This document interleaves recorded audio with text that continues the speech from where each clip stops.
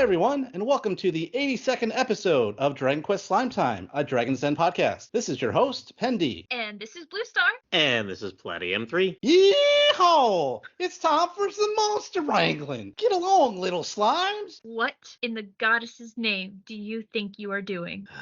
I warned you this would happen if we let him lead this episode. Well, hello there, little partners. I'm this town's monster wrangler. I'm wrangling up as many of them little old monsters for my partner, Pizarro. I don't think this town is big enough for your accent. Yeah, perhaps you should just mosey on down the way so we can just get this episode started. Well, I do declare, there's a big old monster over there. Why does he look at me? Should I be nervous? Dude, run where you still can, Drakely. Ooh-wee! I'm gonna lasso up this big one. Yeehaw! Oh no! Well, while Pendy rounds up our guest, I'll welcome you to this episode of Slime Time, where we'll discuss our first impressions of Dragon Quest Monsters: The Dark Prince. We also bring back tonight our guest from our last Monsters episode, Drakely. Hello, everybody. On to our first impressions for Dragon Quest Monsters: Dark Prince. Let's start out with the purchase experiences and what we heard about. My experience at GameStop was actually pretty nice. There was a guy that was there, and he had a nice little metal slime that he had on the register, which is awesome. And then I noticed that there was some familiar music in the background, and I asked him, I was like, hey, is this the music for Dark Prince? And he's like, no. He actually had the soundtrack for Joker 2 that he put on into the store. So I thought that was cool. That was fun. Well, dang. Yeah, it was like the complete Monsters experience. It was wonderful. Wow. Now, I just also had sort of similar, but not quite as cool experiences at GameStop. When I went in for my pre-order originally, the guy who was checking me out was like, I love Dragon Quest, but I was too awkward to make a friend. But just the fact that they weren't like, I don't know, what is this? I've never heard of this before. And then when I came in to get my game last Friday, there was another guy in the store who, when I told the guy I pre-ordered Dragon Quest Monsters, and he's like, okay, it's not in the drawer. I gotta go check in the back. At first I was like, oh no, is it going to be late? But the other guy who was in the store at the time was like, hey, I pre-ordered that one too, so just grab a second one. So there are people around me who play Dragon Quest. But again, I was too awkward to actually make friends. So they exist. I completely messed up. I could have given him like my Slime Time card that I have now and been like, oh yeah, I have a podcast. You should listen, and so on and so forth. And I did none of those things. I was just shocked. I was like, oh my God, he's playing Dragon Quest music in the store. That's great. I heard from other people that we know, like such as Woodus, that he went and got his physical copy at Best Buy, and it didn't even have its own slot in the Switch section. It was like among the bargain titles or something like that. So that was weird. And then Dwayne, he couldn't even find it being sold at his favorite place in the world, Target, but he did see that all of his local Walmarts had it in stock. So, and I also saw that some of the people that pre-ordered it from Amazon are just now getting it shipped. And at the time of this recording, we are 3 days out from when the game was actually released. So it seems pretty much everywhere except for GameStops could be hit or miss. And I guess Walmart. Jeez. I had a very disappointing way to get mine. As y'all know, I write for RP Gamer, and I'm usually like right on the list for the editor just gets me any copy of a Dragon Quest game and I'll review it. But then we never got a review copy of Infinity Strash. Come to find out later that they only did that for PlayStation 5, and we had put in a request for the Switch version. And I guess Square Enix is not very forthcoming about whether you get it or not. You request it, and either you get it or you don't. You don't get the don't call us, we'll call you kind of thing. But I had been checking with my editor the whole time, like, hey, we're getting it. I think I even checked the night before. So woke up the next morning, release day, and I'm like, well, we were going to a wedding that Friday, and my son was having to go over grandma's house for like 6 hours, and he's been looking forward to this game for months and months and months. So I was like, well, I guess I'll just bite the bullet, did the whole digital $86 or whatever digital download, because buying digitally, I can play on my Switch Lite as a secondary system, and he can play under his account on the main Switch, and we can actually play at the same time. So I can buy one copy, we both can play digitally. Did that like 6 a.m, so that by the time we left for school at 7, it was all downloaded, ready to go. He had the Switch packed up in a bag, so when he went home with grandma, he would have it there to play, since I wouldn't be getting home till way late at night from the wedding. So first hour of school goes by, I get a message around 9 a.m. from my editor. Hey, Square Enix just contacted us. The Switch code will be incoming today. day. Oh no. I was like, well, feel free to hand it to another reviewer because I already bought it. Oh. So I'm like, seriously, 3 hours would have saved me the $60 because I would have bought all the DLC anyway. But that was my long list of reasons why going to the wedding last Friday was pissing me off. 'Cause I would have just bought it on our way home or later that day. Like I wouldn't have bought it like 5, 6 in the morning. So we got it digitally. Oh man, that's too bad. I even took the day off from work so that I could get it when it came out. So it worked out pretty well. Thankfully, I didn't have any engagements of any kind. Just worked out that way.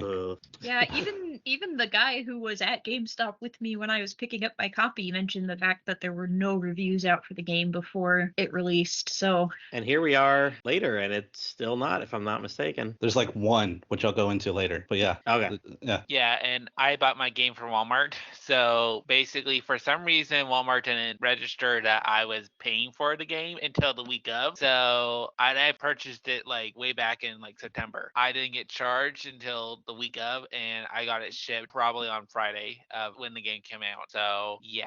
And what's interesting about that related to Walmart is that we saw some people that had Walmart Plus, and for some reason, some of those people got the game shipped to them early. I mean, how early was it, Platty? Do you remember? it was like a whole week. I mean, Yeah. it was a good week and a half.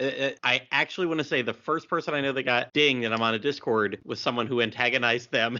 Good job, Stepphone. Antagonized the guy into joining that Discord. I think it was actually Z6N4's Dragon Quest translation one. The guy actually got on there and like posted a video of it and everything, and they were chatting with him because he was on Reddit and people didn't believe him because the box looked a little suspicious and he didn't want to open it up because of what it was going to be a gift for somebody else. Yeah, saving it for Christmas or something. Yep. So yeah, enough that at least one person I know bombarded him with enough DMs that he finally just joined our Discord and chatted with us there. Yeah, so Walmart Plus, you got it early. Yep. Amazon Prime, you got to wait like an extra week. Yeah. Well, Yeah, I mean, and Twinkie's I- expecting his in February, right? Oh my God, yeah, I saw that. I hope I think he that's not the was. case. Hopefully that updated. Yeah. That happened to me with Yokai Watch 4. I had it and on Amazon. I had it pre-ordered for months, and then release day came, and it was like a February, and it was like, you'll have it by May 31st. It's like, whoa. So That's not helpful. nope. I was in downtown Orlando for dinner that night, and there was like 4 GameStops in the 25 miles between where I was and home, and I called every single one of them, and the manager was nice enough to go in the back, open boxes, and she's like, "Oh, we actually have a copy." Yeah, and So- my Walmart literally said that I would have had the game today, but when we were recording, but I was like, I am not gonna wait that long, and so let's wait a day before I like actually cancel and everything. And lo and behold, it said should be on the first day of December. I'm like, yes. Yeah, that was good. We all played the demo, I think. Did anybody Mhm. have anything exciting that they transferred over from the demo? I did not really, because I told myself I'm going to go back to the demo and get some cooler stuff in my 8 slots to carry over just because, I can and it'll probably be fun. And then I never did. But I did get to transfer over the horrifying saucers that I made with the NPC's Wax Murderer in the second circle of Naderia. And since I did that, I didn't have to fuse my Draki with the Wax Murderer, so I just made a Wax Murderer out of his Wax Murderer and got my own Wax Murderer. So what I did is that I literally made multiple accounts just to have the demo, and I made literally different teams that would have transferred over, like a dragon team, a summer team, what I considered an ugly team, and a cute team. And after making all 4 teams, because I only made like 4 accounts from what I could do, I looked on YouTube and Twitch and all the stuff, all the early game like Japanese players, and I'm like, shoot. They only have 1 skill. They only have like level 1 stats. Like they're all basically bland. And so I was like, you know what? I'm not gonna get transfer over that data. But then I forgot. Literally, you get like a bonus pack of like a strength ring and some sirloin steaks and 1 like XP ball from that DLC after completing it. So I'm like, darn it, I have to get it anyway. so I just have fodder for all my synthesis. I've been using that strength ring since the beginning of the game, so Oh, me it too. was worth it. Yeah, I feel like I've barely got any other items, and there's no. I guess I should check the online shop again. Could have got another wisdom one, and I'm like, meh. Oh, I Like- have more accessories than I have monsters with me, so there is that. Oh, geez, I do not. I have all like 3 at this point. Oh, really? Yeah, I've got like maybe 7 to 8 ish, Jeez. maybe close to 10 accessories. Because there's been some places where you can get them, not just the online store either. We'll have to talk about that more. I barely played the demo. I had about 4 or 5 hours in. As a matter of fact, while the game was downloading last Friday morning, I went into the demo real quick and realized I only had 6 monsters with me, and quickly went back and threw a couple else in. So it was kind of like whatever 8 were sitting around, you came with me. Nice. Yeah, and I guess it didn't even really matter, as Drakely pointed out, with the fact that they only get like one set of skills that came over with them. Because, I had a couple of good ones from some of those Wranglers that you would meet up with, and you could get some good monsters out of there. But yeah, like I said, only one set of skills. Even when you scout a monster on the map, you at least get 2. So they were kind of useless except to use them as extra copies is what I kind of used them for. But as someone pointed out before, I did like the little bundle of bonus items that we got, and then combine that with what you got with pre-ordering the game, at least at GameStop. You got like a fair amount of nice items that came with everything. Kind of like shit. I think, yeah, you got some monster munchies, the bonus balls and stuff like that. So, have you not done the download code yet, Blue? I don't think I did. You should still have time to do it. I don't know if I have my receipt. Oh shit. Oh no, it's on your receipt. See, my GameStop guy was like the best GameStop guy ever. Like he like pointed it out on the receipt. He's like, hey, don't forget you got a download code, and he like took a marker and he marked it off, and then he told me like, hey, you should take a picture of it too, just in case you lose your receipt. So I was like, oh, okay, thanks, dude. It was weird. It was like one of the best buying experiences I've ever had. Someone actually knows what's going on. I think I did the exact same thing with treasures last year, but I did end up having my receipt, but by the time I put in the code, it redeemed the items, but it never got into my file. Oh. So Weird. It's fine. I pre-ordered it to make sure I could have the game, not so I could have the extra stuff. Totes. Exactly. All right, so I know we're all kind of early in the game here. We're all kind of taking our times. I'm in a Discord with people that have rolled credits, have the S rank level 100 monster teams. It's insane. Oh. But from the little we've all collectively seen, what does everybody think about the monster selection so far in the game? I think it's fine. I think it's probably better than fine. The fact that there's so many low level ones. I've spent most of November playing Terry's Wonderland 3D again, and I've got like 70 hours into that, and it's just I keep turning it on every day just to do Wi-Fi stuff because there's like a billion rank S and SS monsters in that game.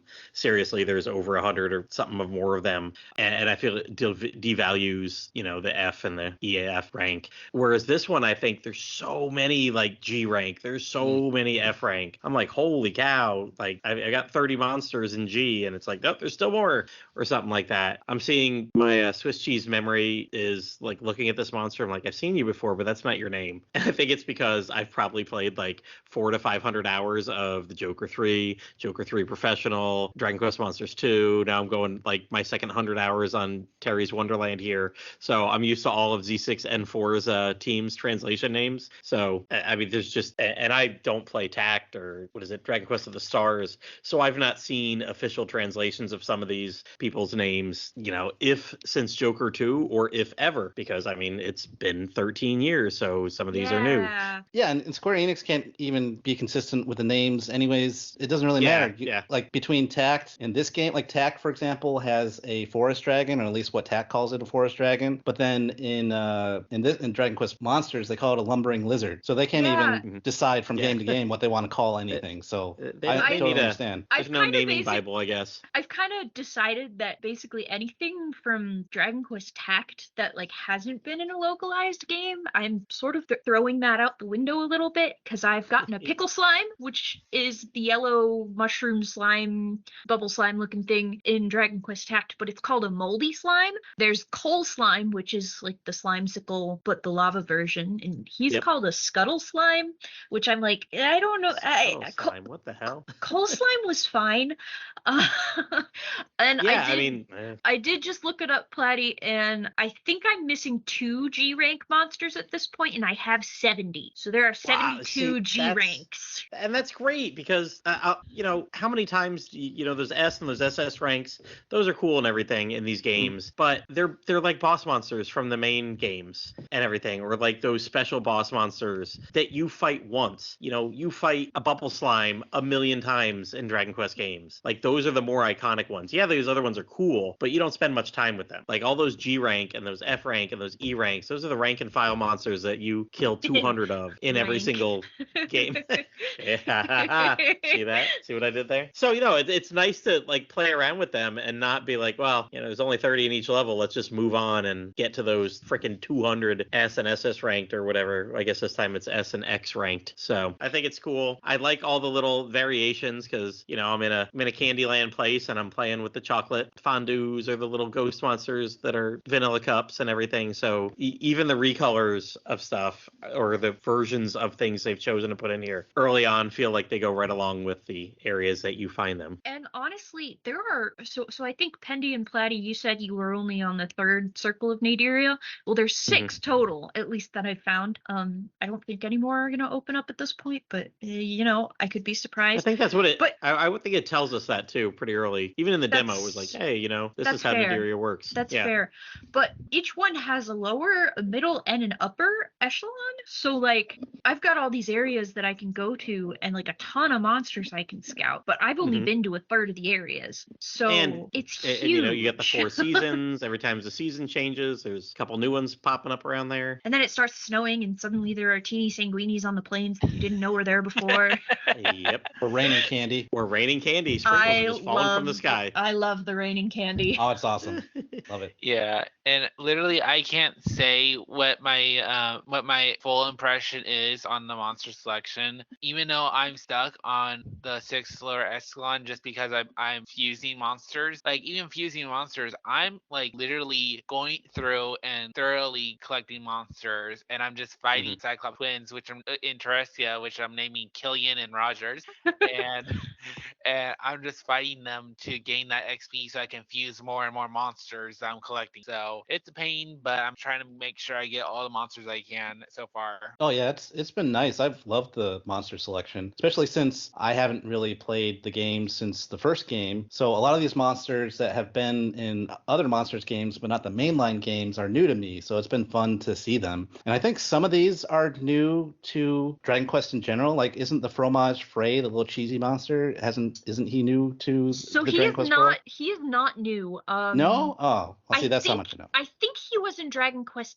X because he shows up in the Tickington quests in Dragon Quest XI. Nice. I know there's a few. They have at least a handful of like brand new monsters for this game, and it's been fun just seeing them all. So I've been having fun with it. The Vegan Dragora, aka the best boy. Yeah, like, wasn't he like the first guy that they ever revealed when they were kind of teasing this whole game to begin with? Yeah. Yes. Exactly. And one of my favorite things about this game is how the monsters interact on the screen. I don't know if they've done this in other Monsters games before, but the way that you can find them doing their business is just hilarious. Like, they can be running around, chasing each other. Like, you see lips licking random stuff, which is always interesting.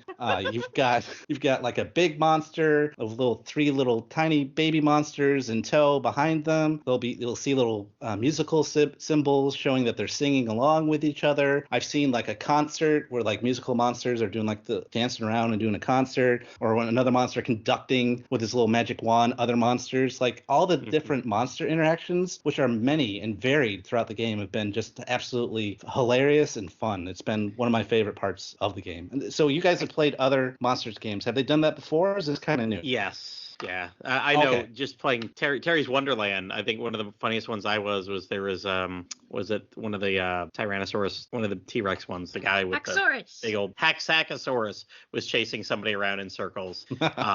And yeah, they've had ones getting eaten. Thinking Oh, back that's to like great. Joker 3, they're out there eating each other. So And yeah, I sometimes would. actually, so in Joker 3, I think it was a drag racer recolor or something, and he would go through and eat the dragon slimes. And Oh. when he ate a dragon slime, it would spawn an angel slime. Oh, And wow. so that would be kind of like a way to get extra monsters out of it. I Oh. don't think that is a mechanic in this game because I've been able to fill out all of the local monsters things without really paying attention to that.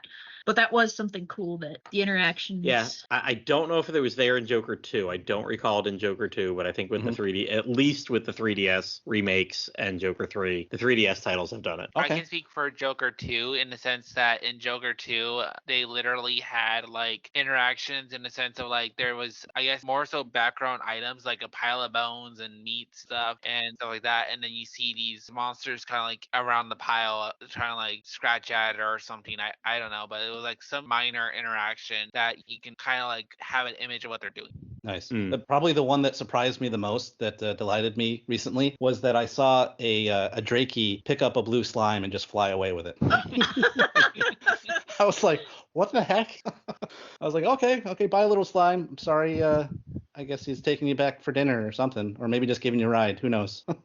Who knows? Well, I liked in the third circle, there's those big cakes that are there and they have like the little fruit on top, but if you get close enough, it's not fruit at all. It's she slimes. Yeah, I remember that. There's like a little cake that has like 6 of them that all are kind of pretending to be a topping, and then they'll try and surprise you and jump off the cake and go after you. It's fun. I will say, since we're just talking about that land and what it looks like walking around, when it turned to springtime there and all the donuts turned green, I was a little bit disgusted. Oh yeah, I had that. Oh, I had that in my notes too. It was like green donuts. I mean, yeah, that disturbed me as well. I don't know why. And they were yeah. like the same shade as the grass. I'm like, what the hell just happened here? Actually, that's not spring, that's summer. Oh, damn it. Oh, she got you. She did get me. She got me. The donuts are pink in spring. Well, damn it, Summer. Too much mold growing on those donuts that it's been sitting around since spring. They're lime flavored, like the slimes. Yeah, I know they're like green frosting or whatever, but yeah, I had the same reaction. I was like, oh, green donuts. I don't know if I like this. The only thing I tend to like about the candy area is that literally in fall, if it's like the rainy kind of section of the game where it's like a weather pattern, it's actually a spooky pattern, and so you can see all these undead cake like frosting thing called the Ice cream. They're or, soft yeah, the serve ice cream thing. spooks.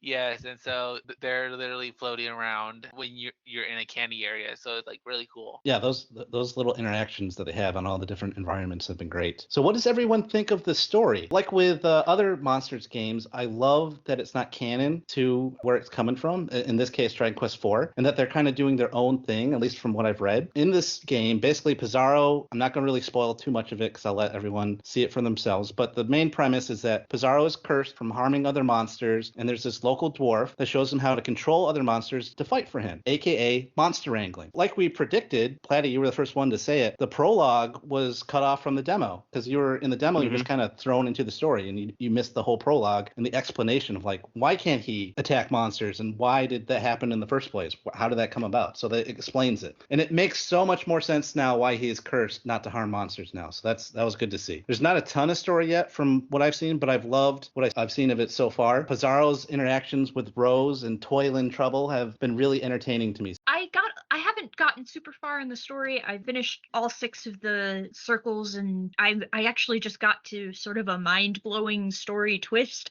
that I'm not going to spoil. But as far as it not being canon to Dragon Quest IV, it's interesting because most of the things that I've seen so far totally could have happened at the same time. That's what I've seen as well. So it'll be interesting to see more of the story. You know, we see some particular people that will come by later, and then I think that will probably tell us whether it's not or whether it is aligns with what actually happened before. Well, it has come up where I am, where I'm at. So they've started to show up. And actually, so you guys are at the third circle, so I can talk a little bit about the third circle. The people that you are helping in the third circle, it doesn't make sense until you finish it. But when you get there, and they're on the cover, so I guess it's not too big of a spoiler, but it ends up being the 2 monsters that you fight as the first boss in Ragnar's chapter of Dragon Quest IV. Oh yeah, that's who I didn't even put that together, but that is the same two monsters. Look at that. So I can't compare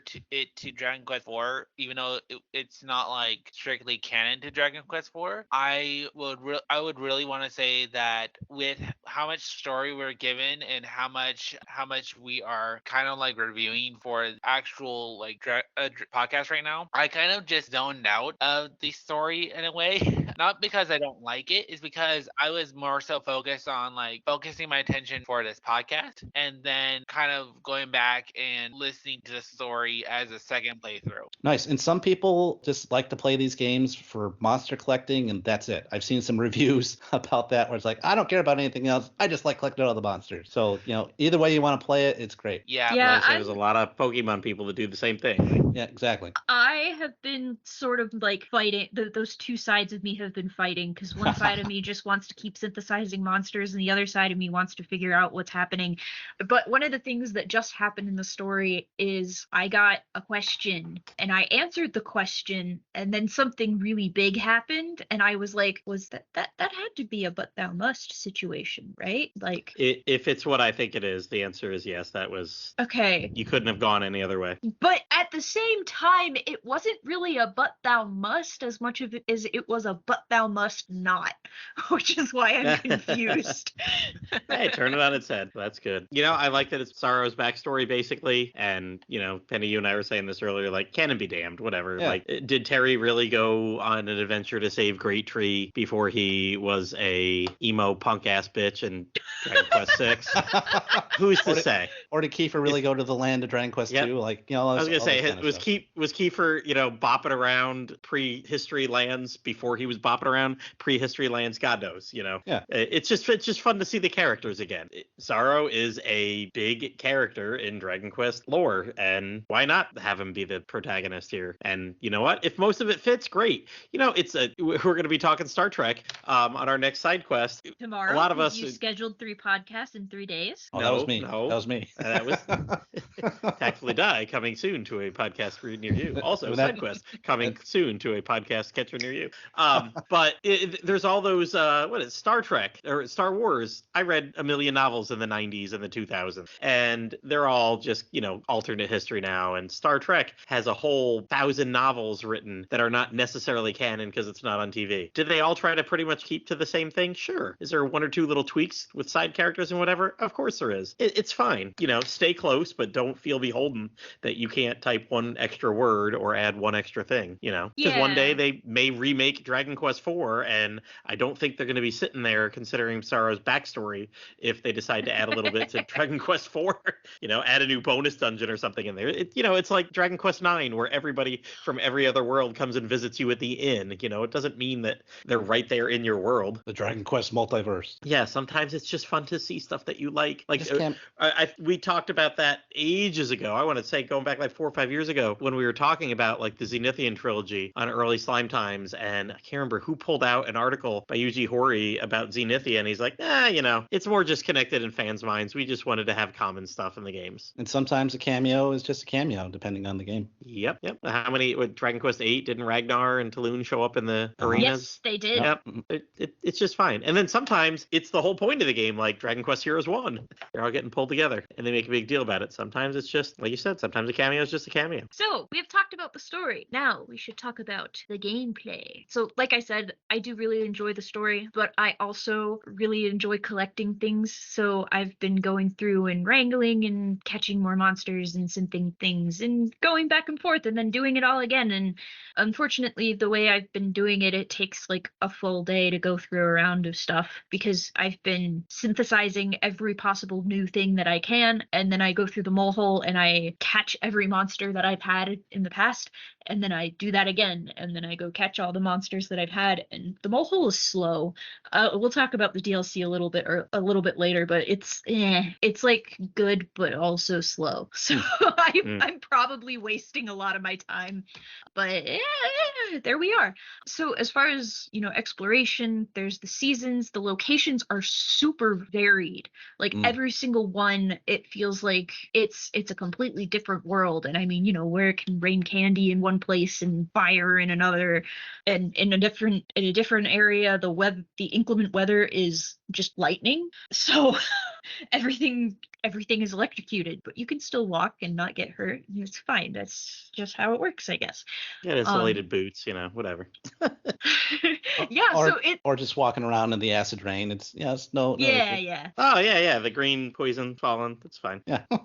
But yeah, the gameplay has been fun. I love doing the battles, and I love that there's a fast mode. Now, that's thank God, quality yes. of life thing that comes with this version of the game right off the bat, which sometimes you may not see until like we saw with Dragon Quest XI, for example, didn't get it until like S. But the battles are kind of slow. But with the fast mode on, I'm like, okay, that's good. I'm no problems, no issues here. The monster wrangling is fun. I like that you can scout, or you can just throw meat at the monsters, and you can get them one of those two ways. And it's funny when you try and scout them, and they get angry, and they will hit you even harder. Like, I'm just trying to join my team. Why you gotta get so angry? As we've talked about before, the seasons and the locations, the combination of all of those have been fantastic. Whether it's the Candyland, or I actually just got to the 4th echelon where it's water themed, and that's been fun too. So you can go to different areas as the water goes up and down, and that's been great. And it's the acid rain, the candy rain, like all the different locations and seasons have been fantastic. Now, I do hope that we mentioned this when we did the demo review, but I do hope that there is some kind of item or something you can get later on where you can just like instantly change the seasons, because sometimes that can be annoying. Yeah, Is there already one? Oh, good. There's an Okay. item called seasoning that you can use. Oh, yes. But I'm thinking, like, if it's winter and it changes to spring and you want it to be winter again, you have to use like 3 pouches of it. So Yeah. I'm hoping it's that like a there's like single- a spell or something. Oh, I think I'm I just wondering got that some too. recently. I didn't know Spells? that. Okay. Oh, No, no, the the seasoning. I didn't realize Yeah. that's what it was for. I didn't bother to look. Oh, I had to click on it and be like, what the hell is this? Oh, good. Platty opened a menu? I hit the Y button, yeah. What did Wrong button. I thought it was hilarious. I don't think it was our Discord, but somebody the other day was talking about how they're having a hard time on this boss or whatever, and somebody's like, "Haven't you tried using an item?" And he's like, "Listen, I'm 20 hours into the game. I haven't touched the fucking items one bit yet." And I was like, yes, you are that hoarder. You're gonna finish the game with your 99 elixirs just in case. Oh god. Yeah, because there's like all sorts of items that you can find that you can do an extra attack, and all sorts of things that you can do. Of course, you can't use them when you're doing the arena stuff where it's more out of your control, which I don't mind. But yeah, and that's been interesting too, kind of figuring out like what kind of tact do I want to use, what is it called when you use a different It's tactic, yeah. the different tactic that you want to use for the different monsters, and see if they'll do what you hope that they will do. Hatchet Man, why am I missing? Hatchet Man. That is one I've seen a lot of people complain about. Oh, can you turn off always different hatcheting. abilities? Yes, you can. So Oh, that I'll have is to learn that. under set instructions in the menu. Yep. Okay, Yeah, and you can go use deep that. You can use that like in the arena too. Yep, and Yes. I've actually changed my team a little bit to kind of like mix and match the tactics and the instructions. So like focus on a certain subject in tactics, but you can go into your instruction, take out certain attacks if you're gonna be doing a damage dealer, and maybe higher prioritize your Yes, healing that's or true. buff, so it could do that as a secondary if needed. Okay, yeah, because there's like You can I give them forget high what's- priority, low priority, or turn them off. Yeah, 'cause Each there's like skill is 3. because there's that one skill, I don't know if it's called, what is it called? The one where it's either going to attack the enemy or you, which is Frenzy? Frenzy, yeah, thank you. Frenzy, you are not allowed to turn on or off. Oh. So that's one that I have seen, like, it's the options just grayed out when you go into set instructions. And just for clarity's sake, Watch this. I don't know if you can change the instructions in the middle of a battle. No, I don't think I in the think you middle. have No, to do it outside of battle. You gotta Also, be ready. Platty, Yeah. you said you opened the menu with Y. Y is the map. Well, no. Like you hit Y and get more information about certain things. Like Yeah, I was when you- in the menu. Okay. to like, look at yeah, what if you- a skill does. Yeah. There's certain ones that you could hit Y for like more information or whatever. Okay, At least I you believe got it me. might have been. Who knows? You got me. Oh, and I mentioned this in the last podcast that we did about this game, but it still cracks me up about Pizarro's reactions to opening treasure chests and getting items, because some of his little grunts are just a little much. If it's something good, he'll be like, oh, ooh. It's like, okay, man, it's just a medicinal herb. You don't have to get all crazy about it, man. I think it's really funny when he jumps and he sounds like an old man who just threw out his back. Ugh. He's just like, "Ugh, huh." And if it's like a bad item like manure, he'll be like, ugh, what is this? Ugh. But I would honestly say that with how I pictured the gameplay, I kind of started off just by rating it in a sense. So like battling, I would give it like a 9 out of 10 just because of the fact that you can set instructions, set tactics, basically have autoplay and fast play, and the fact that you can literally choose whatever monster and you can get like a set amount of XP from those monsters that are in battle. Synthesis, 10 out of 10. I love Synthesis. I don't think there's anything wrong with it. I think it actually improved most things. Plus, what Bluestar said with the mole hole, I see it as a plus side if you're going a long route of Synthesis, but it's also a downside as well if you have too many monsters. Oh, and I'm just going to interrupt you real quick about Synthesis. Because I'm more of a casual player, I love that this game has a system where it says like, hey, if this is highlighted this color, then it's probably a pretty good monster. And even the monster wranglers that you'll run into be like, hey, if you use this guy with my guy, it'll probably be a pretty good combination. So I'm like, okay, monster dude, I'll pay attention to what you have to say. Mm-hmm. And so I can look at the different setups that you can do a search for, and I can go with what the game recommends to me. And I'm like, hey, great. I just pay attention to certain skills that I want to get, buffs and debuffs and the kind of traditional kind of things that you'd want to get in a Dragon Quest game, so I can have status changes and things like that I can use for my monsters. So I hesitate to say that means the monster is good, but what that means is that's a special synthesis recipe. So like there are a lot of things that like if you go into reverse search and you're like, I want to make a she slime or something, it shows up and there's like a million different ways to do it.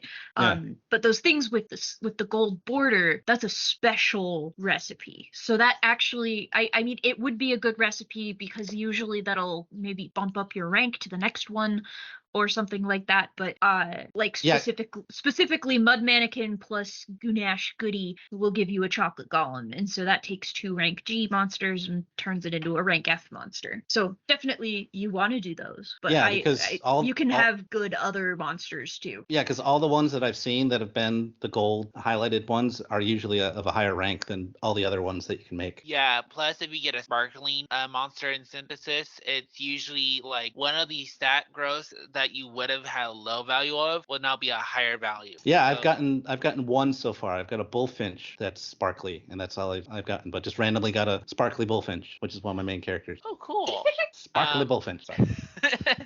One thing I will also say is that Seasons is really neat, but I have to give it a 7 out of 10, mainly because Seasons, like winter and the weather of the other seasons, like they don't normally have like music to go with it, so you have this like area blank sound where you're just listening to your feet move and the ambience of monsters nearby. The locations, all after the main section you get in the very beginning, I would have to give it an 8 out of 10 just because there's some areas I think could have been better or had more in-depth like thoroughness to it. But I love, like you guys have said, the candy area. I loved like the volcano area just because of how the lava opens up that new area. Just so many different things, and so I still want to give it a higher value. Nice. Yeah, I don't disagree with almost any of that. That's I was trying to think. I had something that we mentioned earlier. Okay, so does the meat seem to do very little for you guys? So I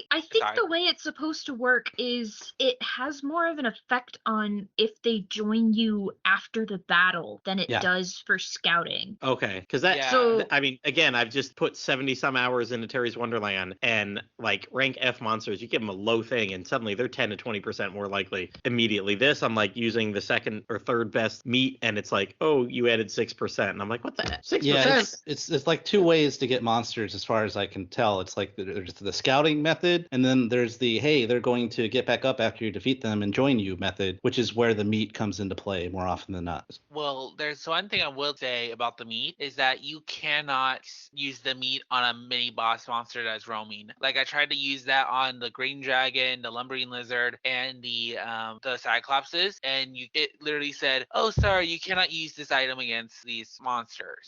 However, I managed to get a a Cyclops just from battling it over and over again to the point where it's like, okay, fine, I'm joining you. Oh, okay. I was wondering how you got those because I beat my first Cyclops in the main game, and I tried to scout it. It was like 0, 0, 0, 0. I was like, okay, and then I threw some meat at Take it. a hint, Pendy. And right, and then I tried to throw some meat at it, and then like you said, like the game doesn't even let you use meat to try and recruit it. So I'm like, can you even recruit these monsters? I'm glad to know that you can, but I guess it's really hard to do. It just wouldn't let you in the demo entirely. Well, no, I tried it in the main game, and it wouldn't let me use meat there either, which was weird. Yeah, I mean, and capturing them in the demo. I mean, you Oh, cannot no. capture it in the demo. Oh no, I was just talking about using the meat. Like usually you can use the meat at least, and even in the main game you can't use the meat. But I'm glad that you can still in the main game at least get them, because I thought like, what's the point of this if you can't even recruit them? But that's good to know. Good. Yeah. As far as graphics and performance for the game goes, I don't know. I have old man memory, and I didn't think it was blowing me away so much in the demo. But playing the game now, I don't think it's much different. But it does look nice. It looks really crisp, and I think maybe I had to get out of that first area and just rocks and grass, and it's not blowing away. It's not pushing the Switch to its limits. My battery life on my Switch Lite has been quite good, so I know that wasn't the case with Builders 2. Builders 2 had that thing chugging. But it's fine. It's 3DS Plus. The monsters, I know when I look at Wing Slime, I like the way its wings move and the light shimmers off through its wings. There's some standout monsters in terms of what they've done with lighting and the sprite work with them. And performance, it lags a little bit when you're getting more monsters or you pop into an area. I did have it crash on me once, but I had just walked into a new area, so it autosaved, so I didn't lose any progress after it crashed. But yeah, when the demo came out, everybody was like, "Oh, it looks so ugly," and the whole time I was like, "It looks fine." But coming in, there's a lot of charm that came into the graphics. It's not meant to be some hyper realistic world, but I think they did a very good job of getting a style that works for the system.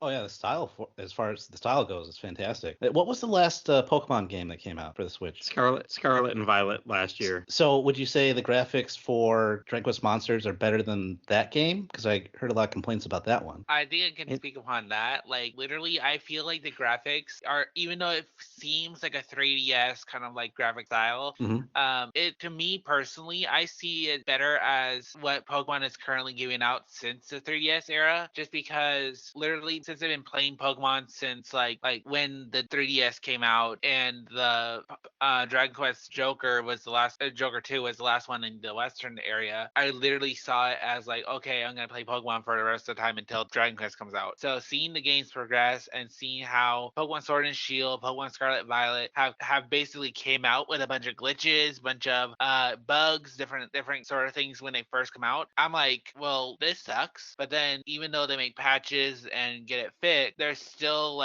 much, it still seems like the Dark Prince is much better because it's only lag and the one crash issue that I see from most people. Yeah, it's still a little laggy in certain spots, like the demo was, which I was hoping they were going to fix, but apparently not. But overall, not too bad. And sometimes if there's a lot of monsters on screen, you got the weather going on all at the same time, just like in the demo, it can stutter here and there, mostly from what I've seen. But other than that, performance has been okay, and graphics look great as far as I'm concerned. And I just love the style of all the different places and monsters and whatnot. Pokemon's problem was they went with a full open world, and that made everything chug. That was one of the bigger problems with that. So yeah, I mean, you could fly up high, and literally, if you were up on the mountain, you could turn around and see almost the entire world map at once. But wasn't Treasures kind of like that though? Yeah, I mean, the Pokemon world was way bigger because it was that was it. Gotcha. There was that one world. But no, Treasures was like that too. I mean, those were they were continent size. Yeah, and I don't remember any performance small issues from that game. No,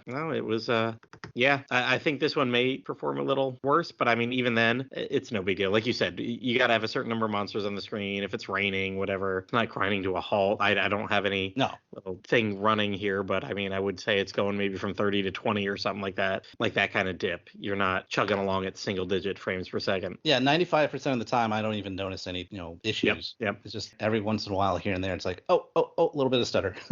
Yeah, and something I've read on Reddit or in the Discord is that if it's in dock mode, it has more chance of being a little bit more laggy. I have no reason why, but that's what people are saying. Okay, yeah, I've only played it handheld so far. So. Interesting. We think it'd be Yeah. the opposite, but I don't know. Yeah, I Maybe have no it's clue. because it's trying to map everything to a bigger screen in docked mode. I don't know. I have no clue, but that's what some people have said and what I have noticed. So Well, I know that that's happened to other games. Like, was it in handheld? It's running natively at what 720, and then when you dock it, it's I think doing 1080. So that could be, even though it's getting a little additional power, that's still a jump. Trying to do more and maybe can't handle it or something like that. That makes sense. Whatever it's asking to do is more than whatever the additional power is coming from.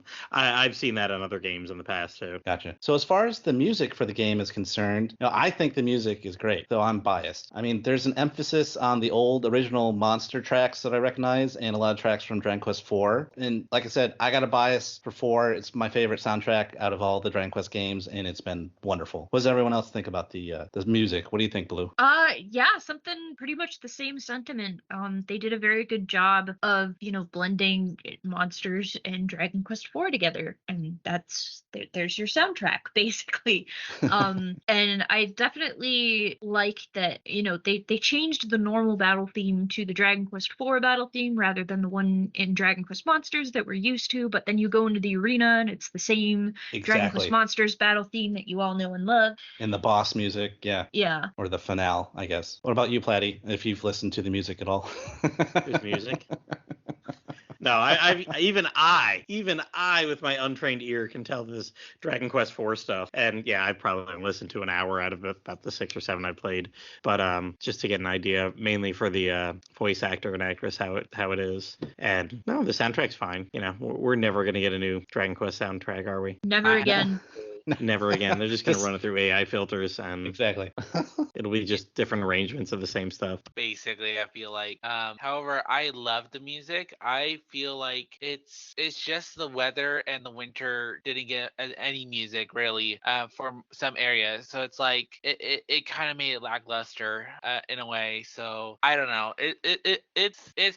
Like I said, it's probably gonna be like a 7 out of 10 with the season. But I did love it, and I do love that some of the Dragon Quest Monsters music has made it into the game as well as the Dragon Quest before. So yeah. Oh, that's like one thing that I do have to disagree with is that I actually love how when you're having weather or you're getting into the winter season, how there is no music. I like that kind of ambiance of like just nothing. There's no music. It's just kind of spooky, especially in the winter season, and you're just kind of walking around. I know it's the opposite of what you like, but for me anyways, I just like having that little break from the music, and you go like, oh, it's wintertime. Oh, now there's no music. It's just kind of dead. And I thought that was kind of unique, and I thought that was fun. But that's just my opinion on it. So moving on from the music, we have a Monsters game with voice acting now. Yes. So what Amazing. is everyone's opinion of the voice acting? I actually thought it was really interesting because they usually use British voice acting. And for whatever reason, Toylan's voice sounds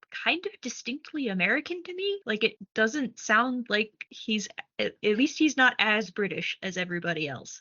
Because I actually looked him up because I thought I recognized his voice from somewhere, and no, this guy is like brand new. He doesn't have anything on IMDb or whatever. That could be completely wrong, and I just have absolutely no plane of reference for what is British and what is not British. But I thought it was interesting. It's because he's the thief character, so let's give him an American accent. That's what it was. Oh, exactly. Oh, I was going to say that exact thing. Pendy jumped in and beat me to it. Of course, like those proper Brits, and then us freaking Americans, whatever. We just steal everything. It was also funny because I was playing the game yesterday, and Toylan came up on the screen, and my brother just like in passing was like, he was like, I feel like they added him in because like they were like, okay, this cast is fine, but you know what it needs? A twink. And I was just like, okay.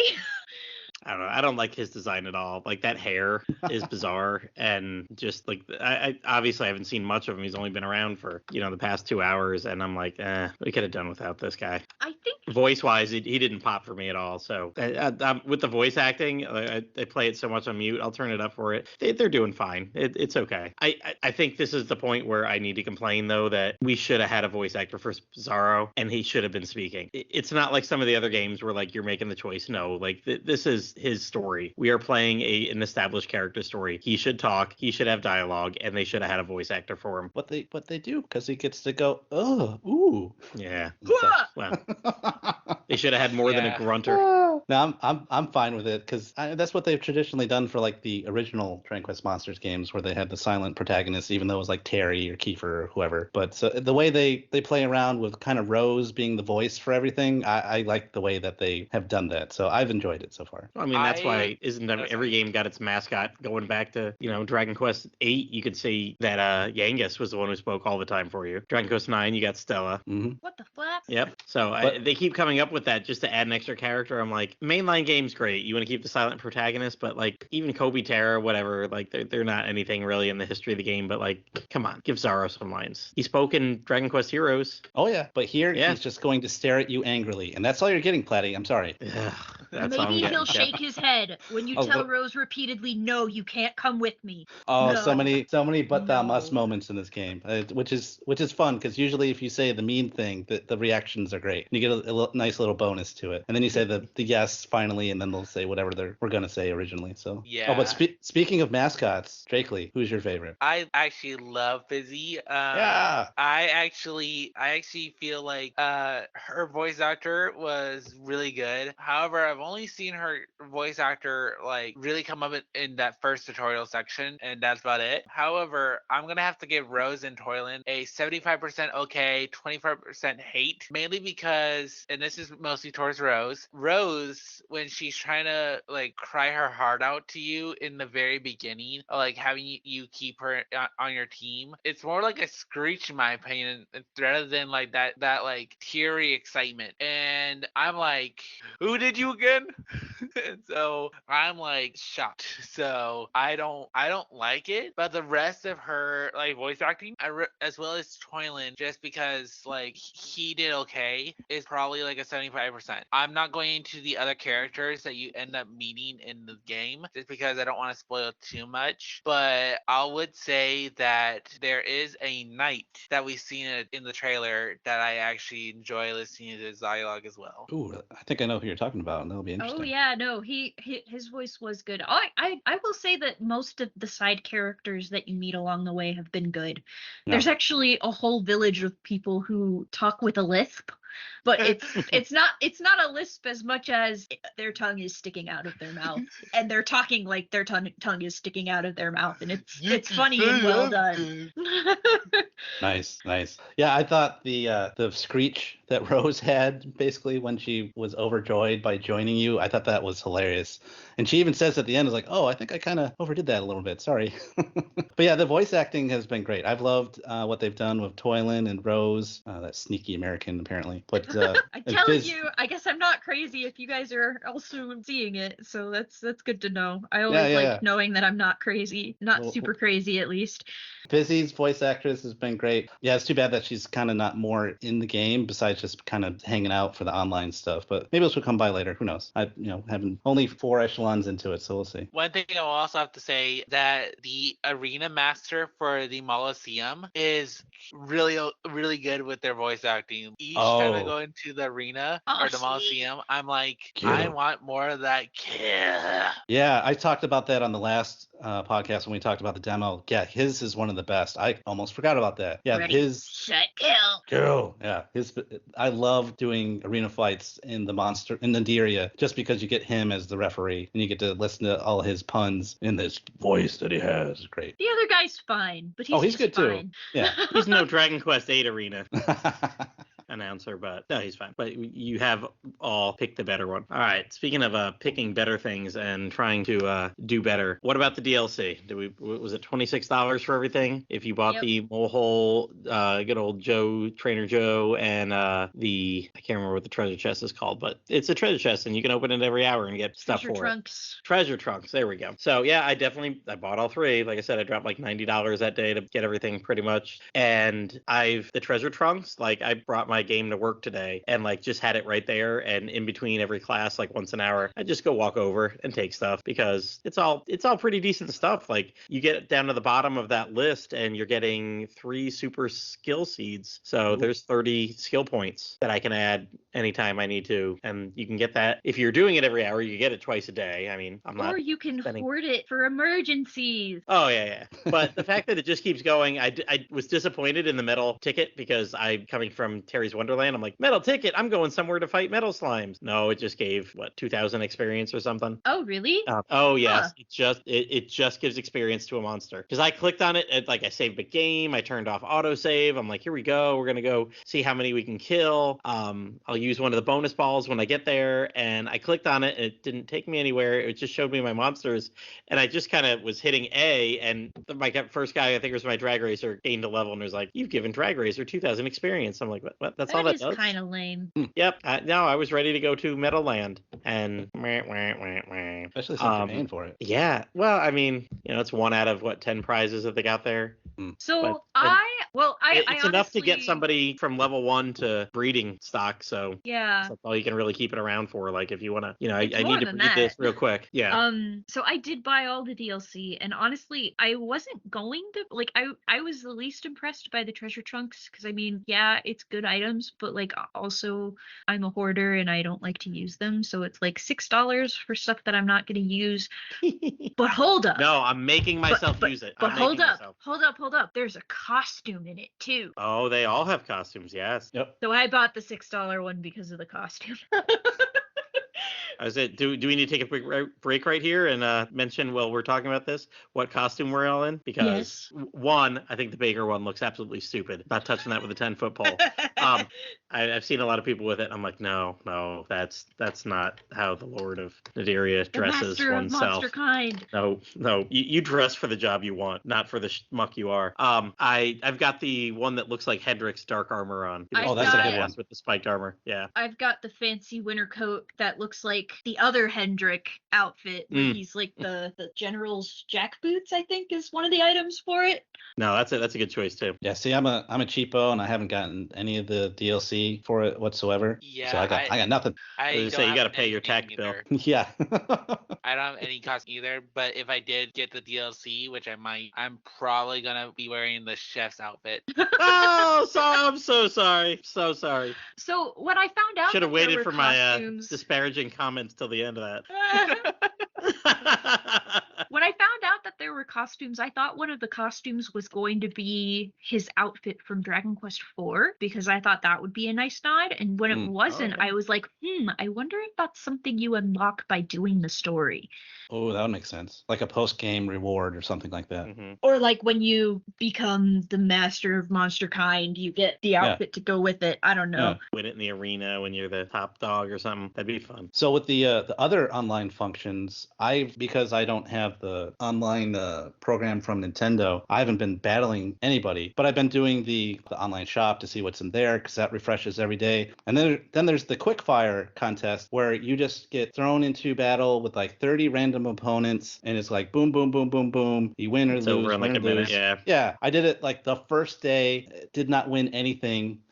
Oh, but nope. Yeah. Zero Same wins, Seriously. 30 losses. But you still got like 3 sirloin steaks from it or something like that? Yeah, they'll give you something. So today I battled again. I actually got 4 wins this time. Big improvement.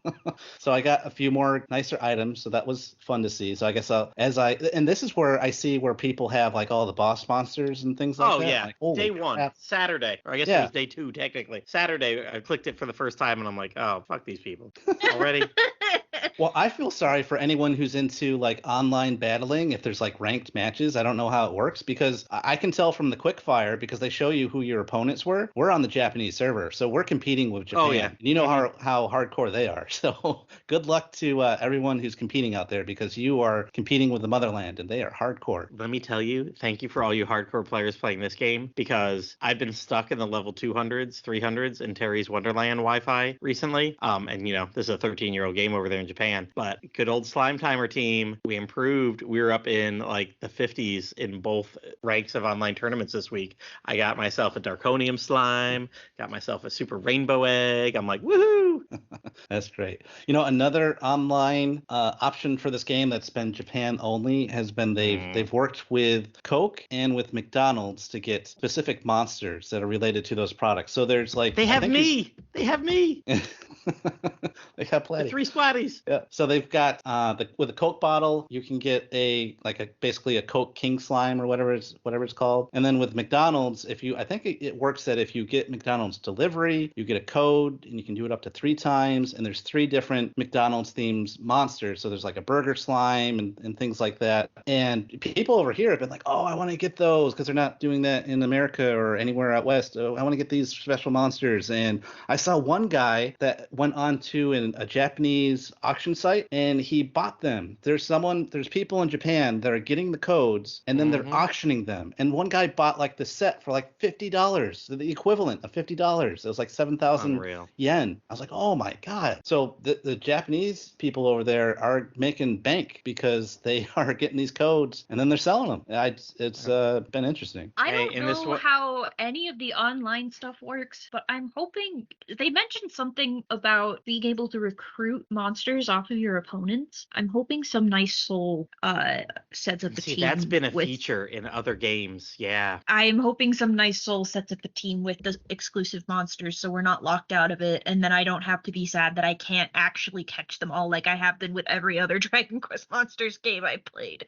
I want to say they mentioned that you could get monsters out of the quickfire contest at some point if you did well enough. So maybe that might be a way to do it, but I don't know for sure. Yes, I've done online mode and I have done like the quickfire and I have not gotten any monster yet. So it may just be like a higher rank or a higher quickfire rank. Well, Platty, you mentioned that in previous Monsters games, you can actually, if you battle people online, you can get monsters from them or something like that. Yeah. So what you could do is if you battled somebody online, they would be saved to their team would be saved to your game, and you could then go in. It might have been like a Street Pass option, even though it wasn't Street Pass. But I think I talked about this the last episode when I was playing like Dragon Quest Monsters 2 or Joker 3 Professional. I can't remember what it was a couple summers ago. Like I feel like every time I went online, there was the same guy with like a team of level 1 slimes, but it was berry slime and lemon slime and lime slime. It was like these slimes that were exclusive giveaways, and you could tell he'd made them all level 1. He'd like probably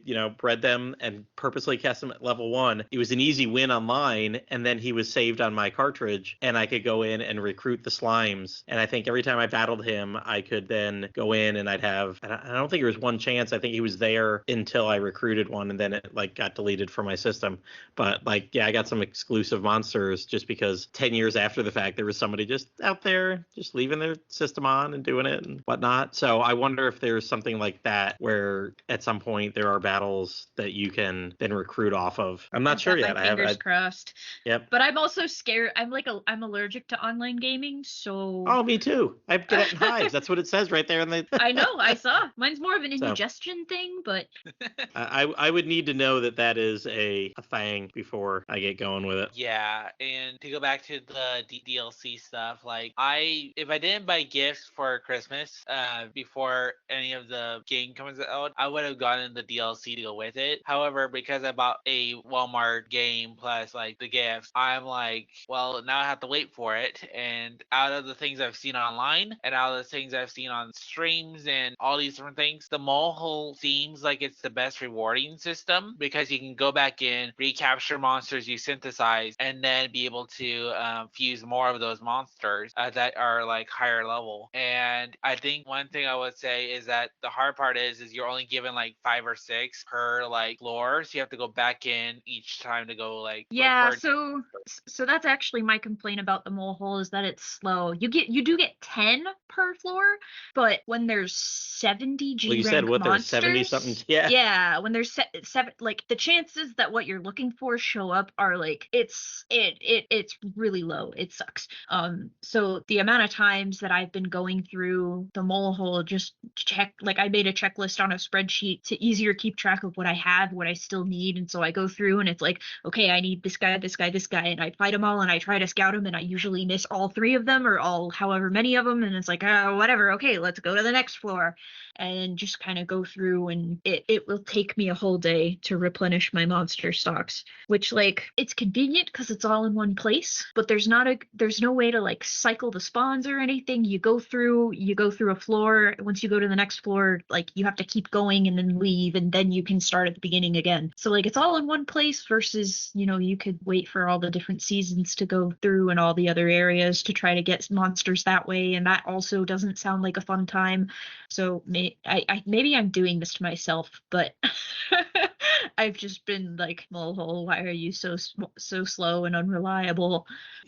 Coming off of Terry's Wonderland, this is like almost the exact same system. They had that you open up at a certain point, and you can go down 30 floors and maybe see some S rank at the bottom. And then someone was telling me in Terry's Wonderland, once you've seen or caught 50 S or SS rank, suddenly you can have like another 10 floors. You can get down 40, and the last couple floors are all S and SS ranked. But it's the same randomness, and this is almost exactly from Terry's Wonderland the way this is done. Okay. Yeah, but more importantly, Blue, what about the name change of a certain character?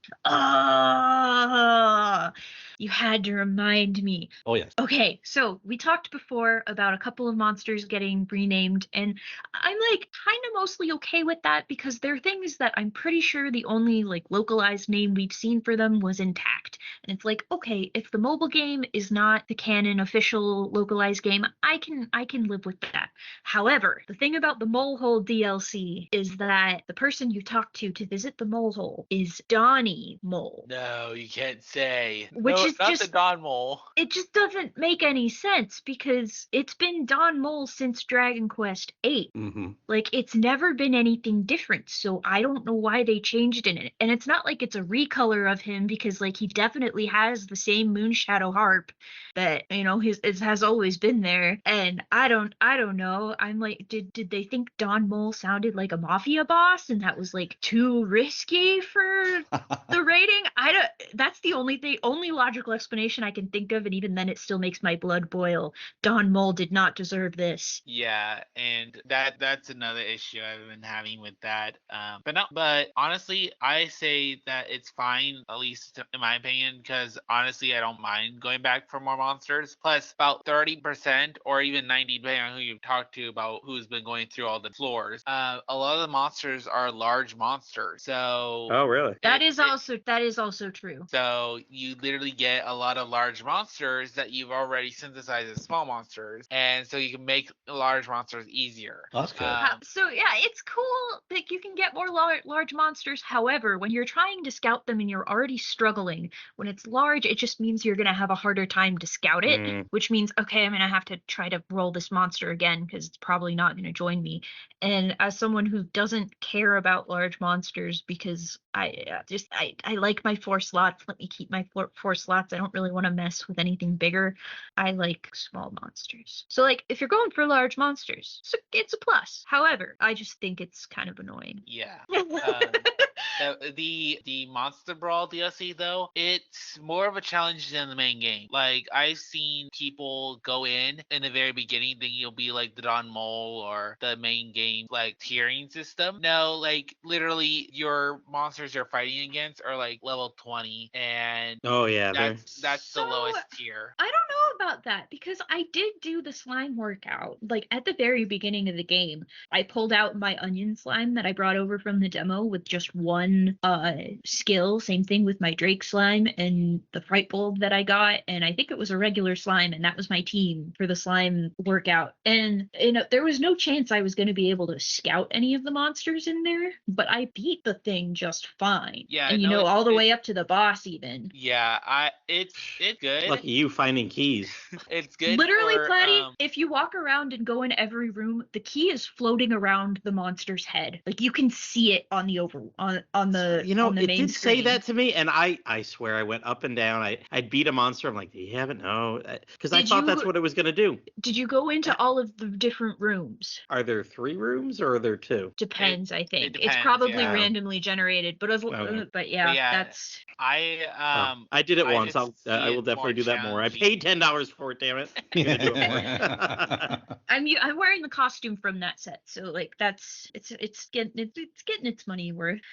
Yeah, I just Nice. see it more challenging in my opinion, just because of how the reactions were. And then honestly, I don't know if the treasure trunks refreshes They every do. day. Oh, they do. Well, they don't refresh every day. You can open a chest once an hour, and when you go through the list, you start back at the top of the list again. Oh, okay. So that makes it more interesting than I thought. Because when I originally was gonna go through that in my review of the game, it just seemed like from other people's perspectives, it wasn't that like recommended from like what the other content for the DLC gave. Like, Well, isn't that literally the would put it at It's the 45. cheaper one. Yeah, exactly. I was gonna say that's the by far the cheapest of the three, I believe. So that would make sense. Yeah. Get what you pay for, kind of deal. And it's Yeah. just a nice little item, as Platty said before, which is I'm sure. Oh yeah, and you know what? Good. I've made a point of using those items. I'm like, I spent the money, and you know what? Like almost every day, I can get everything on this list again. So why should I not be using my 3 bonus balls and getting 1.5 times experience for 30 battles in a row? And if you get down to the bottom, you get a super bonus ball. Where Adam, bottom, I think you get like your Florida 20 accent. Yep. Sorry. I think you get like 20 battles or 30 battles at double experience. So if I know I'm going to be wandering around, might as well just use that because I paid for it. I'm going to get it again. It's on that list. A few So, items in costume, not too bad. Yeah. Yeah, and with the online stuff, I've only tried the online shop for like their basic items, but I've heard it could be expanded. And then Yeah, because she tells you like, hey, I'm gonna look and see what's new today, so that they can Mhm. add as many things as they want in the future. So it'll be Yeah. interesting to see what they add as we go along in the game. And not only that, but like I'm not sure if it also compares to the ranking in PvP or if it's based on seasons. So I honestly don't know how the shop expansion would work out. But I did try the online battles with someone, not the tournament, but just normal battles. And let's just say I beat them, and they were like, "Oh, you have more higher spells and skill sets than I do. Let me go and basically get a Dracularge at the end of the day." Nice. Did you see like, are there like ranked battles, or is it just Yeah, fighting other people? So this was a friend battle that I did. Right. And with a friend battle, you can basically battle anyone on your friends list on your Mhm. Switch. Oh, okay. The rank battles basically puts you in like a waiting pool with whoever else is waiting, and then whoever's else waiting and they match up, then you just fight whoever's online. And then I think You get there's points a for tournament winning, mode. and you could rank up there. Yeah, and with the tournament mode, I think there is a way to do like a friend tournament, and then there's a ranked tournament. Gotcha. So there's different things you can do. Yeah, so it'll be interesting to see if like for the ranked battles and tournaments, like I wonder if there's any kind of prize that you can get if you rank so high among everybody that's playing it around the world, like you would in previous games. I think they've given monsters for that in previous entries, which is another reason why so many of them are locked out of actually completing the off-brand Pokédex. It's the DQ decks. Yeah. Sure, yes. I would have called it the Monsterpedia, but that's just me. It wasn't called the Monsterpedia before, which is why I hesitated. It's usually the Big Book of Beasts in the mainline games, but even then, it hasn't been called that in a while. So before we move on, we have a special guest, kind of, sort of. We have Jay, who has joined us before, and this time he sent us his writing of how he felt about the game so far. So he writes, after finally having a good amount of time to play, I feel I can record some thoughts for you. I'm about halfway through the 4th world now, and things are trucking along smoothly. I even got my first C rank, Shadow Slime. I've noticed monsters come in a much wider range of sizes, and it seems easier to get 2-slot monsters than in the demo. On that topic, I was disappointed with how monsters were transferred in. You and me both. I knew they'd be reset, but only having one skill set, which massively reduces how many skill points they get, really hurts their usability and kind of defeats the point. That said, I'm having a blast playing around with everything, and even the story is top-notch so far, which Monsters games usually struggle with. Well, much like you going out there and getting Jay's thought, I started something on the Dragon's Den a couple days ago, and I called it Props and Drops. Basically, plus and minuses. What do you enjoy about the game? And I got 2 different people that have commented a few times, so I'll read theirs. I'll summarize it. I was telling the way I set it up on the Den for was like, okay, you can't post twice in a row. Someone posts a prop and drop, you can post another one, go back and forth like a little old forum game. I posted a few times. And all this is all the stuff I've mentioned so far already. Like I have loved the graphics, have enjoyed the DLC so far. I love that reverse synthesis instead of just, clicking on one monster and being like, oh, well, can I match him up with anybody else? No, you just go to reverse synthesis and you can even specify one parent. So like Yes, you can. when I've gone through, when I go through and do my, big batch synthesis, I usually specify each of my main team members first. It's like, okay, what can I make? And so, Platty, you're my healer. And at the beginning of today, you were a dark slime, and then you turned into a Fightgeist, and then now you're a Drachima, which is C rank. So you've been climbing. I'm climbing the ladder. Everybody else is still D rank, but I've also got the little prawn thing that Trainer Joe is. Jay is a dragon. Used to be called a Yabby, wasn't it? No, it's not a Yabby. It looks like a Yabby, but it's not a Yabby. Okay. It doesn't have claws, does it? It does not have claws. It has boxing gloves. Jay is my breather, and he used to be a dragon, but there wasn't a good dragon to synthesize him into right now, so now he's a dragon slime. And Yangus is a wild slime, and Berurian is my shrimp guy. And I was doing a boss fight, and I actually did die to this boss fight, but my brother was like, "Your team looks pretty adorable for going up against these big bads." Usually that's the way it goes little in these dudes, games. little so dudes. You start getting higher ranks. Yep. The negatives I put so far, I mentioned this, silent protagonist. The font size is killing me. I'll be honest, the font size in this game is absolutely fucking ridiculous. I play so many indie games, and we cover so much on RP Gamer, and I know RPG Fan goes on and on about this too when they review games.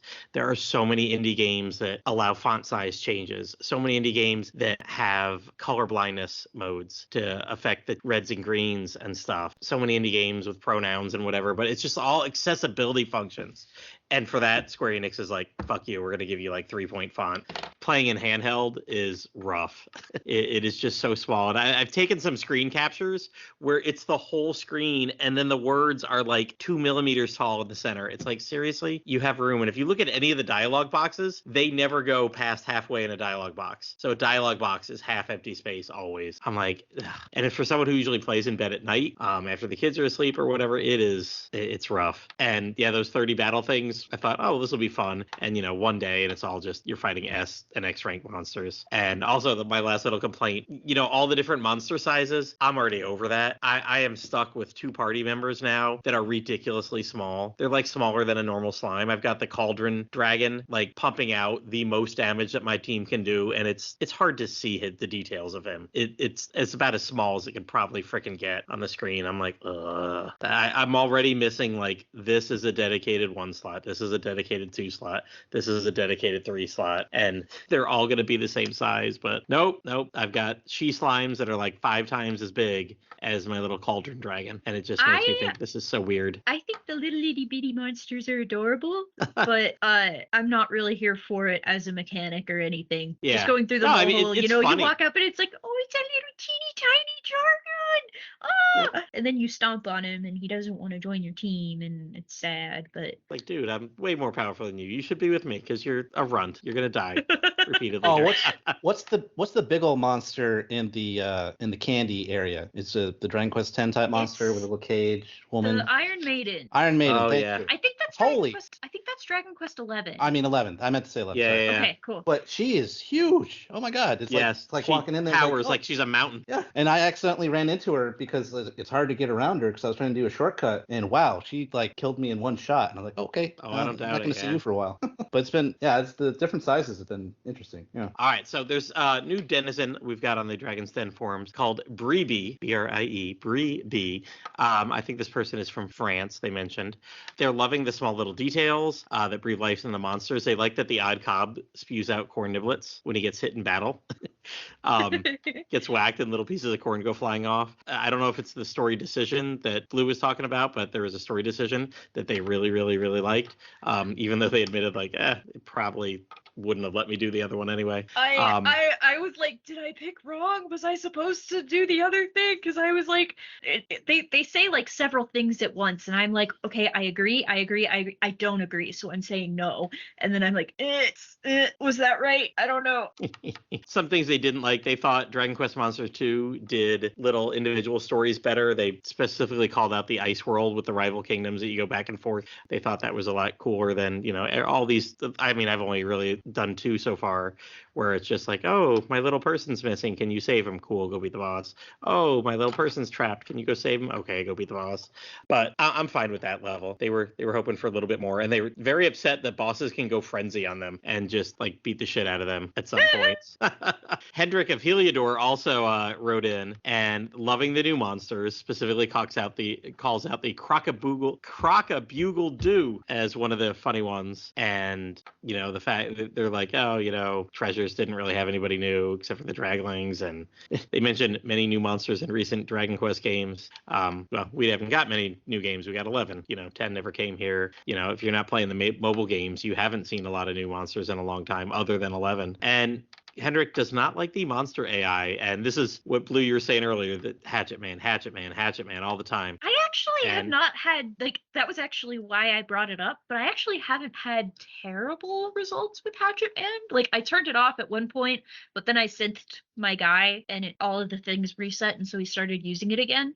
And it's not like Hatchet Man in the main games where it's like crit or nothing. Yeah. It's like... It lowers their defense, doesn't it? No, that's Helm Splitter. Oh, it's Helm Splitter, so yeah. it's like there's a decent amount of chance that it just does like a regular attack's worth of damage. Mm-hmm. And then there's an increased crit chance, and then there is a small chance that they miss as well. So it's not like the worst thing in the world. So far, I've been seeing better AI than in Joker 3. So I haven't had really a problem with it either. I do know that they really do tend to use moves a lot. And one thing that they mentioned is, that monster's at low HP, but instead of attacking, they'll just use a low MP move on it. Like, oh well, it's all right. In Terry's Wonderland, I had no problems for about 60 hours, and then I made myself an Iron Scorpion 2-slot monster to go along with my Hornbeat. Those two just together have gotten me in the top 50 of the Wi-Fi rankings. And every now and then, and it's not every day, I don't know what the heck it is with that thing, it just decides to use Kamikaze against like a team of like 4 SS ranked monsters. It just tries Kamikaze. That shit ain't working. And now I'm down to like half a team. I'm like, really? And I know with the online, every day that you go in to do the online on that version, you have to turn off those moves individually. So some days I remember to, some days I don't. Some days it doesn't cast it, some days it does it every fucking battle. So but I was like completely out of the blue. So I wonder if there's the most damage. So I'm gonna use it. So I wonder if it's just maybe Hendrix just had bad luck, like my one specific monster in one specific type of game thing. So I don't know. I've not noticed really anything bad. I have noticed them bop monsters when they're close to death instead of blasting them with Inferno again or something. So I haven't had a problem with the AI, and I've turned off things that I don't want to use. Platty, like I said, you're my healer, and it's really funny when I do the next turn and you're also really fast, so you'll just go up and you'll like bop him for like 8 damage because you have no attack. Yeah. But he dies because you knew. I know. I've been keeping track. Making little tallies over there. He's at the 80 damage, somewhere between 80 and 90 hit points. Yeah, one of my favorite things about the AI is that when one of your monsters will stun or sleep someone, most of the time it seems like the team will recognize that and they'll go after someone who's not stunned or slept. And I appreciate that. That's something I like to see with the AI. Like, we got that guy who's out of commission. Let's go after the other people. So that's something. And I've really noticed simpler. One of them cast oomph and everybody attacked him. Oh, I was like, nice. Yes, that's who you should be attacking. Awesome. Yeah. See, I've liked the AI so far. It's been. I mean, I haven't used the AI in a long time in the Dragon Quest game, but from what I've seen so far, it's been nice. Drakely, you commented too on the what I put in the Discord. You want to give your little up and down there? I talked about how I love the synthesis and the effort values of it, because literally when you synthesize like after an area, you kind of match up with where you're at. Plus, I wish the DLC was more so part of the game, because it's basically an extreme quality of life improvement to what you could improve upon in the game. My downside to it is the fact that the game's story monsters are even weaker than synthesis monsters once you start synthesizing 2 to 3 times me, per area, and you just end up like having like a max out monster at a low stage. All right. Well, now that we've seen what Jay and everyone on the that commented on the Den or Discord thinks of the game, what are our final thoughts? What do we think about the Dark Prince so far? What's funny is Pendy wrote in here, this is where we talk about how it's reviewed so far. Apparently there is, you would have.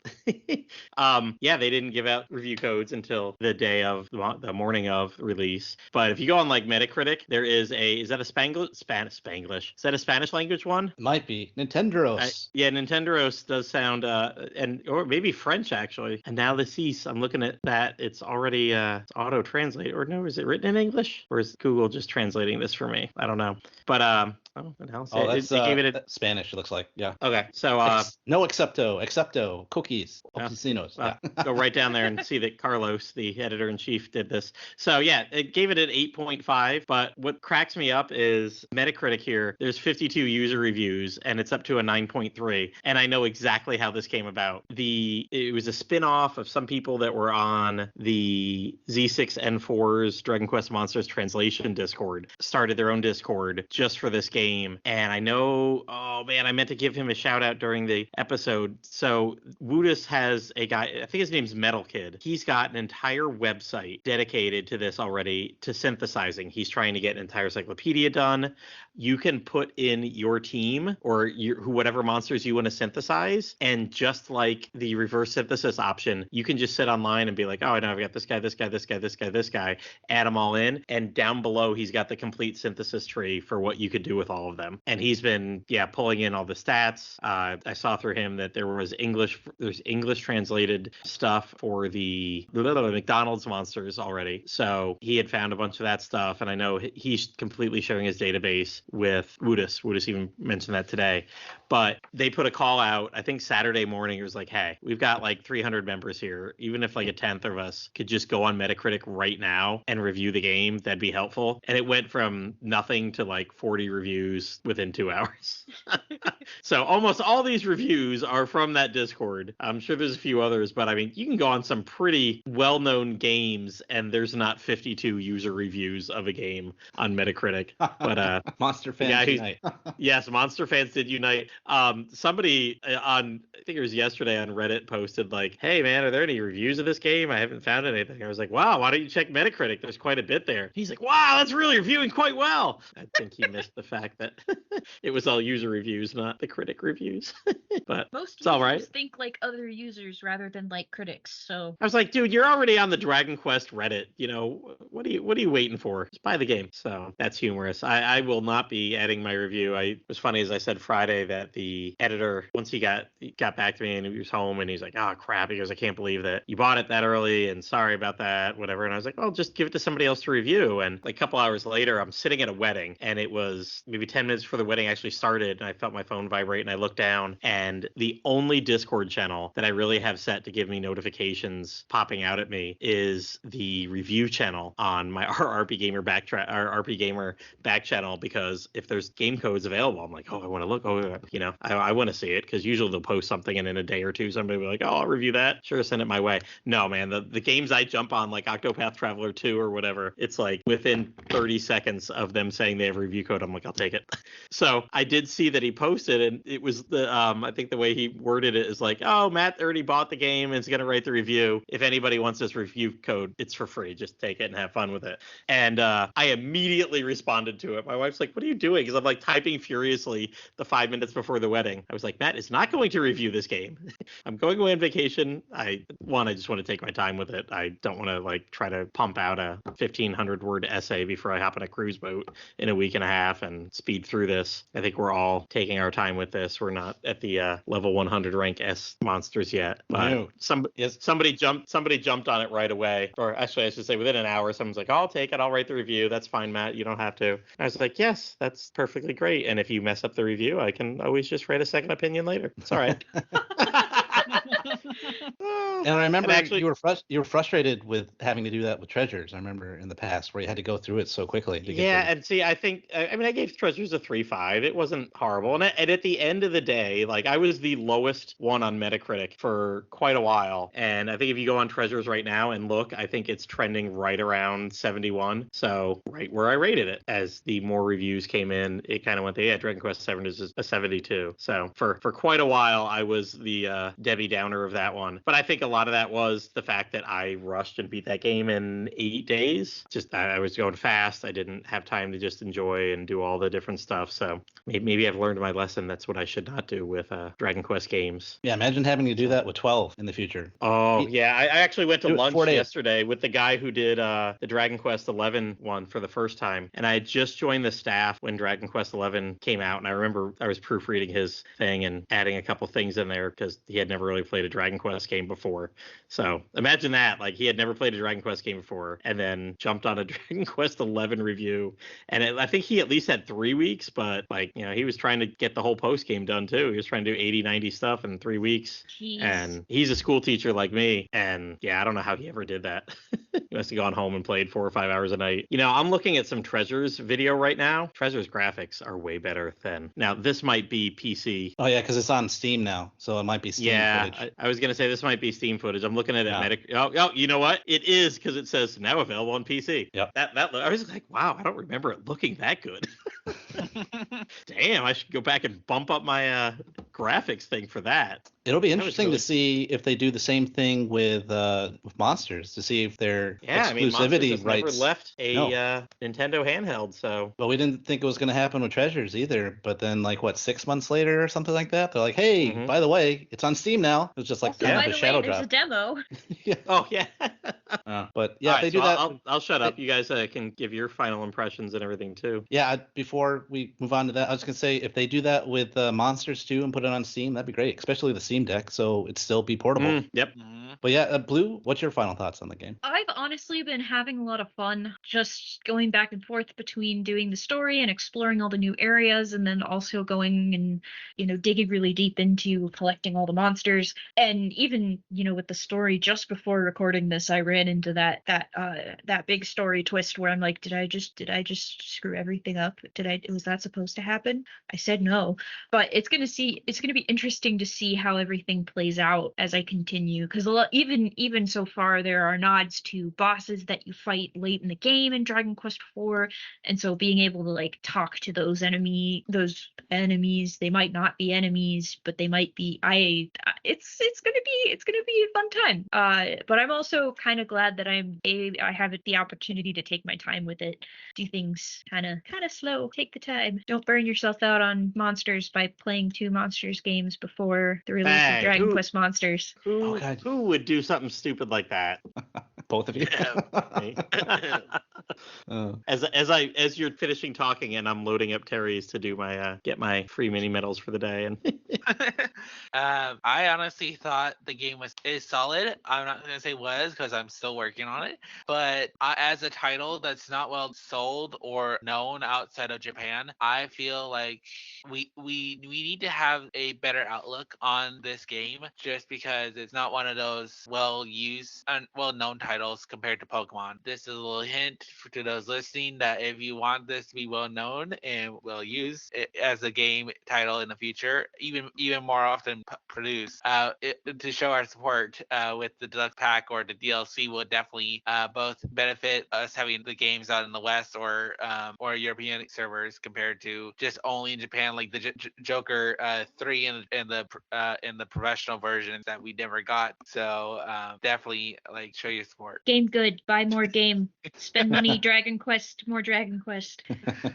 Exactly. So as far as what I think, I've never really been into the traditional Monsters games, but it's been decades since I fell off after completing the first one. I went in with an open mind, and I've loved how they've treated the Pizarro-Rose relationship so far. That's been a lot of fun for me. The locations I've seen so far are really fun to explore, and I like that it's not just randomly generated dungeons with the occasional tournament. It's got some story to it, and it's been really fun. So I've had a really good time with the game. All right. Does anybody else have any final thoughts? One thing Final forever. thoughts. One thing my I will peace. say is that the Sorrow Rose relationship, just for you, Pendy, will get a little bit more dicey in the future. Good. I'll look forward to it. Drama. Yes. Give me all the drama. All right. Well, that's all for this episode of Slime Time. Thank you all for coming here to talk about Dragon Quest Monsters: The Dark Prince. And a special thanks to our special guest, Drakely. Never a bad time for monster wrangling. However, can this dragon be unchained from Penny's yard post yet?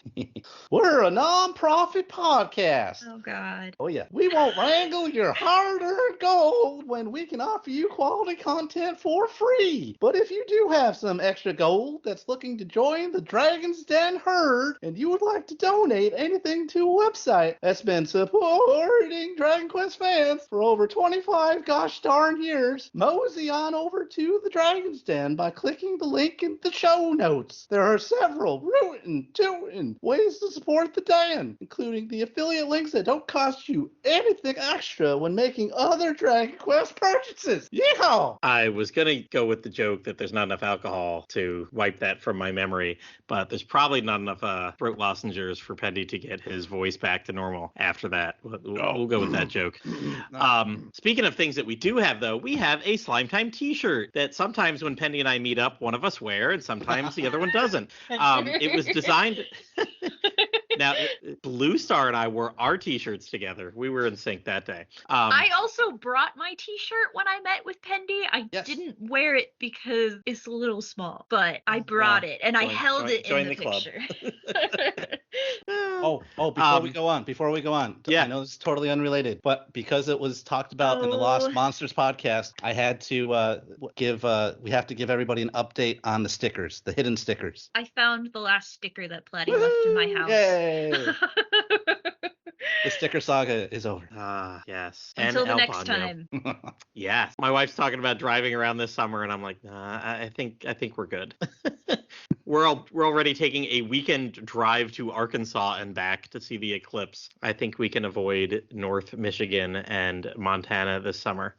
Just take it easy, but we might be heading up elsewhere in the summer of 25. But Platty, you can also see the eclipse from Ohio. Why would you not come to Ohio? Let's see. Arkansas is the closest one. Ohio's the farthest away one, and Platty's going on a cruise and already taken 5 days off of work coming up in a couple weeks, so I don't have another 5 days to drive to Ohio and back. Arkansas it is. I think we'll be on a road down in Little Rock. But that all brings us back to our t-shirt again. And resident artist Dwayne, he's our artist in residence here at Slime Time. We've got the link for the shirt the graphics and the shirt that he designed in our show notes. And as part of the Slime Time Extended Universe, or STU, you can direct comments or questions for the podcast on Twitter and Instagram at DQ Slime Time. You can also join in tons of Dragon Quest discussions at the Dragon's Den forums. We've had a lot of posts. Otis has said just in the past couple days we've had 10 times the traffic. He was showing a little bar graph behind the scenes earlier today, it's way up. And just earlier today somebody posted on the Den looking for Discords, and I looked at his tag city and messaged him. He's less than an hour from me. I'm like, wow, look at that. But yep, we've got the Dragon's Den Discord. There's also the Dragon Questers and Dragon Quest Tact global Facebook groups. Please like, subscribe, and write a review for the podcast. Get all your friends and just pump that user score up for us. Is that how podcasts work? I think so. Affect the algorithm. That's it. We need another Metacritic mob. Yes. Just for our podcast. Dragon Quest Slime Time, sliming off.